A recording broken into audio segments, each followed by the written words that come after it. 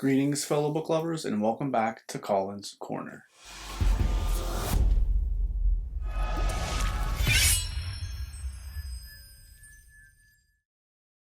Today we are going to be doing something I don't do very often on my channel, but we are going to be doing a book haul.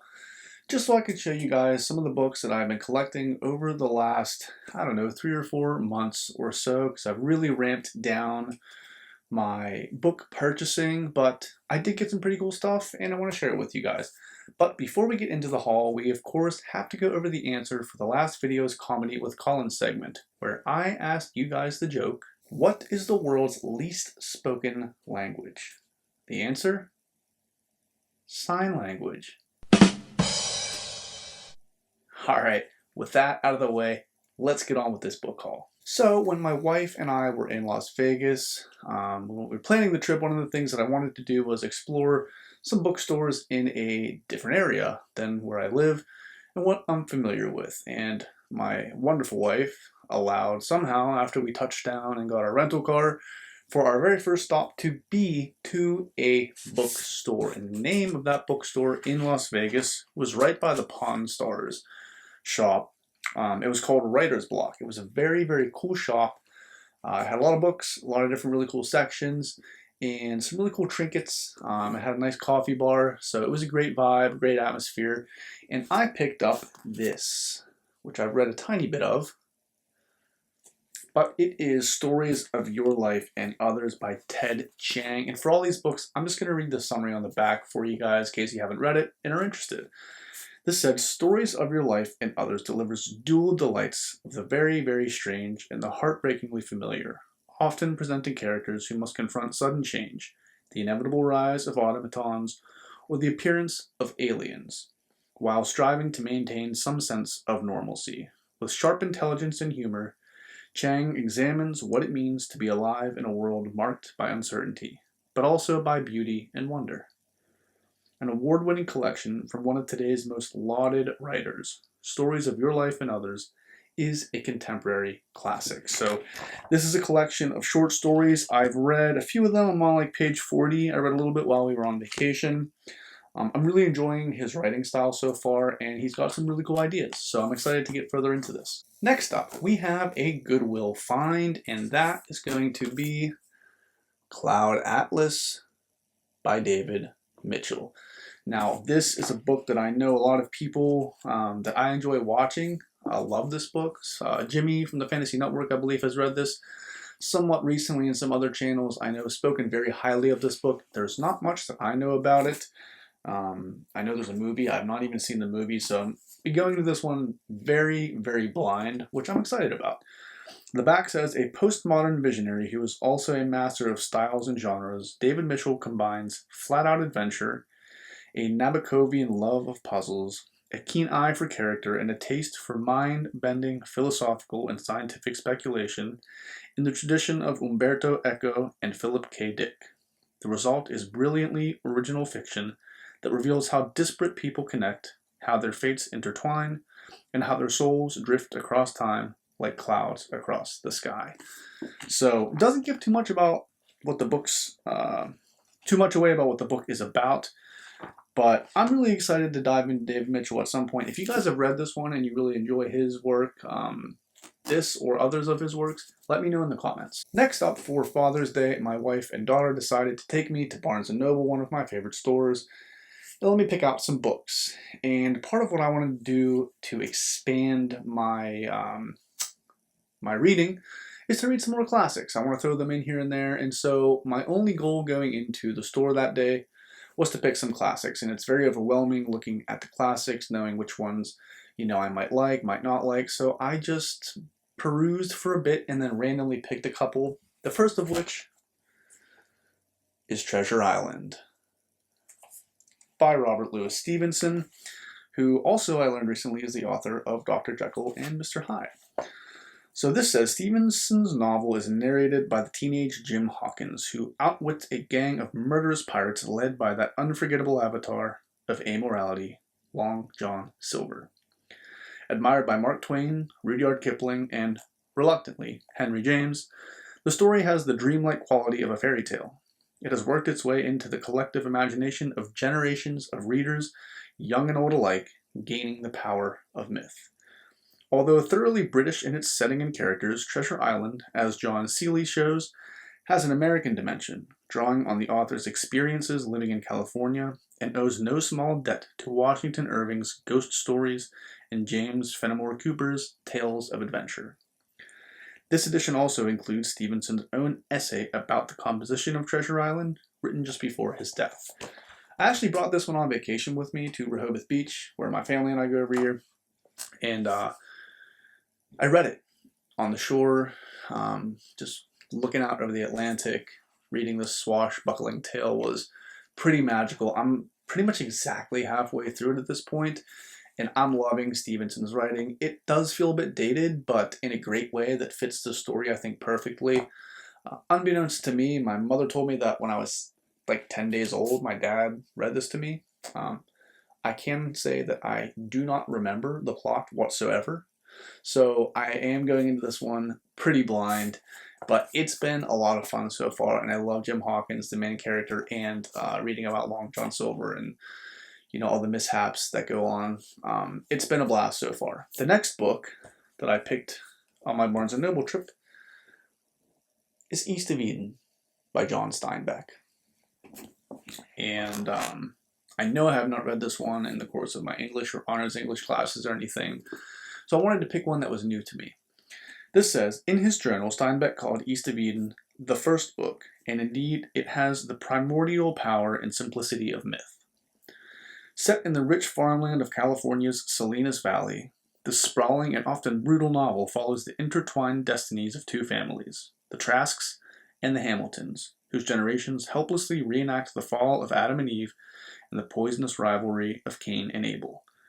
Here is a work in which Steinbeck created his most mesmerizing characters and explored his most enduring themes: the mystery of identity, the inexplicability of love, and the murderous consequences of love's absence.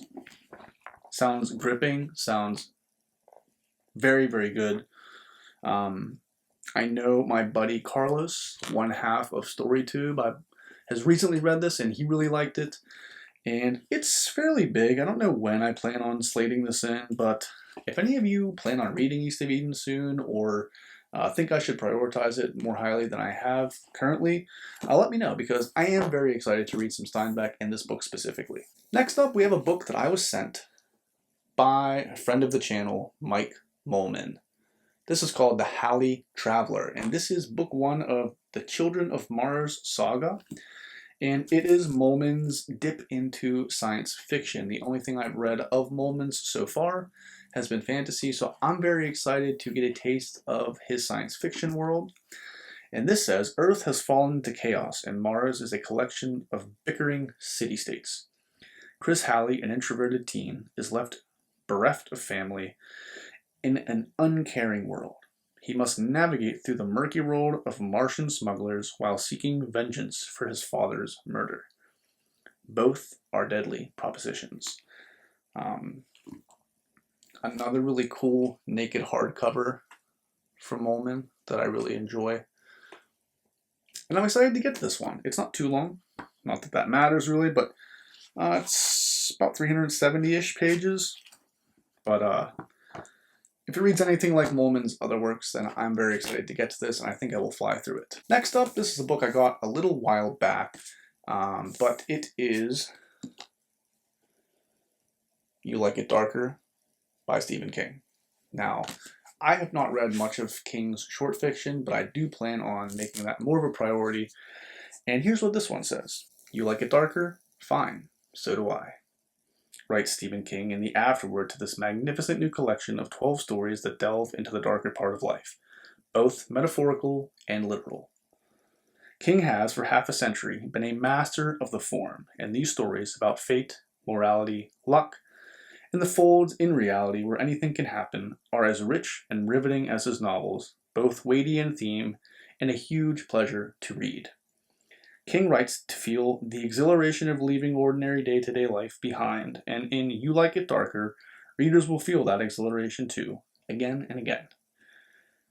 Two talented bastards explores the long-hidden secret of how the eponymous gentlemen got their skills.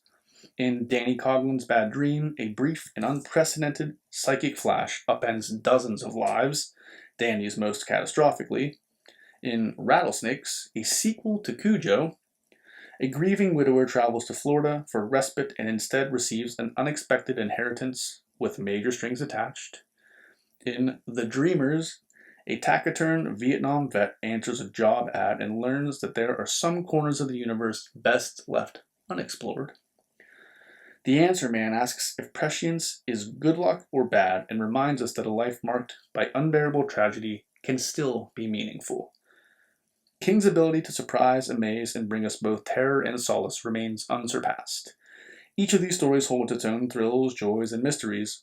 Each feels iconic. That's a high bar. You like it darker? You got it. So I love this cover. I'm just going to show you this real quick. Many of you guys probably have this one already, but it's this nice wraparound of like an alligator. Hopefully that's focusing. I can't tell. Yeah, I think it is. So super cool. I like this color scheme. I like the font. I really enjoy this cover a lot. And I think the publisher did a great job with this one. So that is You Like It Darker by none other than Stephen King. Next up, while we were on vacation this year, just this past week, we went to a place called Browse About Books in Rehoboth Beach, Delaware. And this place is sentimental to me for many ways. My family has been going to Rehoboth Beach, like me with my parents and my sister, since I was 1 year old. We've missed a few years here and there, but it feels like a second home to us, and we always Browse About Books has always been there, and we always go there at least once per trip. And I added some sentimentality to this bookstore for me personally when in 2020, when we went on vacation. This is Browse About is the bookstore where I first purchased 11/22/63, which is the book that reignited my love of reading as an adult. So I love to make it a point to go and spend some time there whenever we go back to Rehoboth Beach. And this year, since my birthday is coming up in September, both my aunt and my dad wanted to get me a gift for my birthday of books. So I picked some books out, and this next part of the haul is going to be the things that I got while we were at the beach, starting with, this is the first for the channel. Man, fuck this house. It's the first time I have ever sworn in Colin's Corner, and it's okay because it's in the cover of the book. This is written by Brian Asman, and this is a book that I have passed up probably 5 or 6 times buying, almost solely because of the cover. I am drawn to this book and the title. It just looks fun. So I'm going to read the back and give you guys a little bit about what this is about. So Sabrina Haskins and her family have just moved into their dream home, a gorgeous craftsman in the rapidly growing southwestern city of Jackson Hill. Sabrina's a bored and disillusioned homemaker, Hal, a reverse mortgage salesman, and with a penchant for ill-timed sports analogies. Their 2 children, Damien and Michaela, are bright and precocious. At first glance, the house is perfect, but things aren't what they seem. Sabrina's hearing odd noises, seeing strange visions. Their neighbors are odd or absent, and Sabrina's already fraught relationship with her son is about to be tested in a way no parent could ever imagine. Because while the Haskins family might be the newest owners of 4596 James Circle, they're far from its only residents. If any of you guys out there have read this and liked it or didn't like it, let me know. It's super short. I think it's less than 200 pages. Yeah, it's less than 200 pages. But the title and the cover just really caught my eye, and I thought it would be a really fun horror book. So yeah, let me know if you've read it. Next up, I got Fahrenheit 451 by, of course, Ray Bradbury. Now, this is a book I know I have read in high school, but it's been many years. And what really kind of, I think, drew me to getting it recently, my own copy, is my wife and I watched the adaptation, the movie with Michael B. Jordan of Fahrenheit 451. It, in my opinion, was horrible. Completely missed the point of the novel that Bradbury was trying to make, from what I remember, which is, that censorship in banned books is a quick way to forget how we got to where we are and to forget our history. And I think now more than ever in today's society, it's very important to remember that this book itself, I believe, is banned in many states and many school districts. The irony of a book about the importance of not banning books being banned makes me want to read it even more and talk about it on my channel. So let me give you a summary on the back in case you guys don't know what Fahrenheit 451 is about.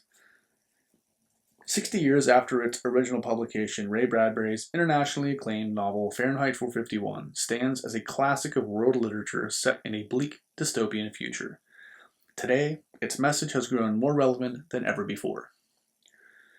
Guy Montag is a fireman. His job is to destroy the most illegal of commodities, the printed book, along with the houses in which they are hidden. Montag never questions the destruction and ruin his actions produce, returning each day to his bland life and wife, Mildred, who spends all day with their television family. But when he meets an eccentric young neighbor, Clarice, who introduces him to a past where people didn't live in fear, and to a present where one sees the world through the ideas in books instead of the mindless chatter of television, Montag begins to question everything he has ever known. This 60th anniversary edition commemorates Ray Bradbury's masterpiece with a new introduction by Neil Gaiman, which I'm very excited to read. Personal essays on the genesis of the novel by the author, a wealth of critical essays and reviews by Nelson Algren, Harold Bloom, Margaret Atwood, and others, rare manuscript pages and sketches from Ray Bradbury's personal archive, and much more. Here at last is the definitive edition of a classic of world literature. So I don't know when I'm going to read this, but I'm going to make it a priority to read it fairly soon. And I really like the look of this. So I'm excited to read that introduction by Neil Gaiman. Very, very excited for that. So yeah, there's Fahrenheit 451 by Ray Bradbury. Okay, next up we have, come on, focus. That's Anna Karenina by Leo Tolstoy. I am currently reading with a friend of mine in real life, reading through Crime and Punishment by Fyodor Dostoevsky, and it's my first experience with Russian literature, and I am enjoying it way more than I thought I was going to, if I'm being honest. It's not that I didn't think I was going to enjoy it, it's just way more riveting and engaging than I anticipated it being. So I do want to explore more Russian authors, more Russian literature. I like the style that Dostoevsky writes in, and I'm wondering if Tolstoy is similar. But if you don't know what Anna Karenina is about, I'm going to tell you what the back says. Considered by some to be the greatest novel ever written, Anna Karenina is Tolstoy's classic tale of love and adultery, set against the backdrop of high society in Moscow and St. Petersburg. A rich and complex masterpiece, the novel charts the disastrous course of a love affair between Anna, a beautiful married woman, and Count Vronsky, a wealthy army officer. Tolstoy seamlessly weaves together the lives of dozens of characters, and in doing so captures a breathtaking tapestry of late 19th century Russian society. As Matthew Arnold wrote in his celebrated essay on Tolstoy, we are not to take Anna Karenina as a work of art.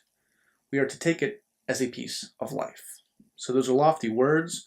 It sounds really, really good. It's super long. I don't have any immediate plans to read it.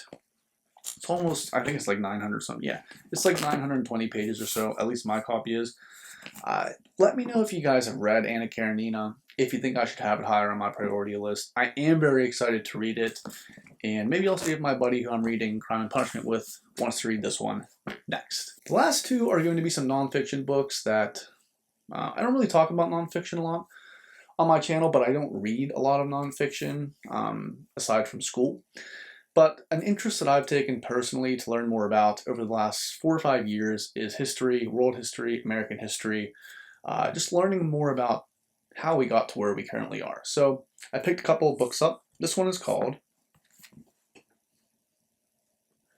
come on buddy, A True History of the United States, and I'll read the subtitle here.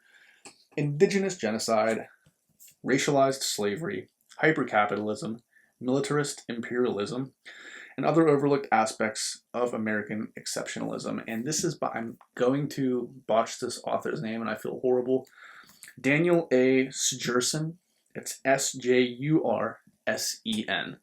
So let me read to you guys what this one is about. A true history of the United States will change the way its readers view America's past and present. Written in vivid, engaging prose by a combat veteran of the wars in Iraq and Afghanistan and a former professor of U.S. history at the United States Military Academy, West Point, his alma mater, this book grew out of a course that Daniel A. Sturgeon taught to cadets. With chapter titles such as Patriots or Insurgents and The Decade That Roared and Wept, Sturgeon challenges readers to think deeply and critically and to apply common sense to their understanding of our republic's history. Covering all of the major events, movements, and figures in American history, Sturgeon shifts the lens, offering fresh insights and uncommon empathy. A true history is accurate with respect to the facts and intellectually honest in its presentation and analysis.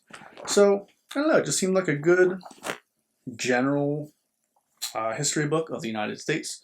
So, yeah, I'm not sure where you guys can find this, if they sell it in Barnes & Nobles or anything like that, but if you are interested at all in this, it's called A True History of the United States. And the final book that I have is The Constitution Explained, A Guide for Every American. This is by David L. Hudson Jr., JD. I don't know what JD stands for. If you do know, put it in the comments. But let me tell you what this book's about, if it wasn't obvious from the title.